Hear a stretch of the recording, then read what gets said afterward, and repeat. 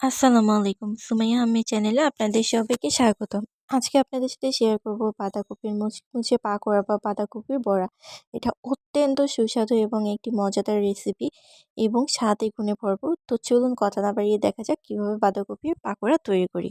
তো এখানে খুব সুন্দর করে একটা ছোট সাইজের বাঁধাকপি একদম কুচি কুচি করে কেটে নিয়েছি। এটা যত কুচি করতে পারবেন এটার কিন্তু তার উপর স্বাদ ডিপেন্ড করে।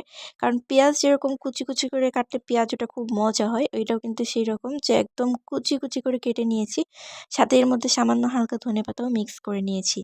তো এখন এর মধ্যে সামান্য কিছু লবণ অ্যাড করে দিব। প্রথমে অল্প একটু লবণ অ্যাড করে দিব, তারপর পরে আবার আস্তে আস্তে যখন কিছু মশলা অ্যাড করব তখন আবার অ্যাড করব।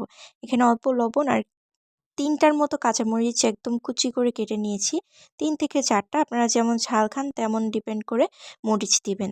আর এখানে দিয়ে নিয়েছি সামান্য একটু পেঁয়াজ, অল্প কিছু পেঁয়াজ কুচি করে একদম কুচি করে কেটে নিয়েছি। এটা এখন খুব সুন্দর করে নরম করে মাখিয়ে, একদম নরম করে মাখিয়ে এখান থেকে যে পানিটা বেরোবে পানিটা ফেলে দিব। তারপর কিছু মশলা আমি এর মধ্যে অ্যাড করব। এর মধ্যে দিয়ে নিলাম ১ চা চামচ পরিমাণ হলুদের গুঁড়া। হলুদের গুঁড়াটা একটু কালার এবং সেন্টের জন্য বেশি করে দিব। সামান্য একটু দিয়ে দিলাম ধনিয়ার গুঁড়া, এখানে 1/2 চা চামচ পরিমাণ ধনিয়ার গুঁড়া। আর সামান্য একটু টালা জিরার গুঁড়া দিয়ে দিয়েছি 1/2 চা চামচ পরিমাণ, একটা সুঘ্রাণের জন্য এবং স্বাদ বৃদ্ধির জন্য। আর এখানে দিয়ে দিচ্ছি আন্দাজ মতো একটু সামান্য একটু রসুন বাটা আর সামান্য একটু আদা বাটা, এগুলো স্বাদ বৃদ্ধির জন্য, একটা মজাদার সেন্টের জন্য। আর দিয়ে নিয়েছি লবণ, দিয়ে খুব সুন্দর করে একটু আবার মিক্স করে নিয়েছি। সবজির মতো করে মিক্স করে নিয়েছি। আর এখানে এখন দিয়ে দিব আন্দাজ মতো বেসন।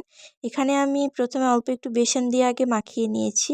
তারপর আবার আমি কিছু বেসন অ্যাড করে নিয়েছি। ১ বাটি পরিমাণ বেসন আর ১ মুঠ পরিমাণ চালের গুঁড়ি অ্যাড করে দিয়েছি। মাখিয়ে এই যে এভাবে করে মাখানোর পরে দেখেন এইভাবে করে যদি শেপ করলে শেপ আসে, বুঝতে পারবেন যে মিশ্রণটা একদম রেডি হয়ে গেছে। এরপর একটা প্যানে পর্যাপ্ত পরিমাণ সয়াবিন তেল নিয়ে গরম করে ওর মধ্যে তেলের মধ্যে ডুবো তেলে দিয়ে খুব সুন্দর করে এপিট ওপিট করে ভেজে নিয়েছি।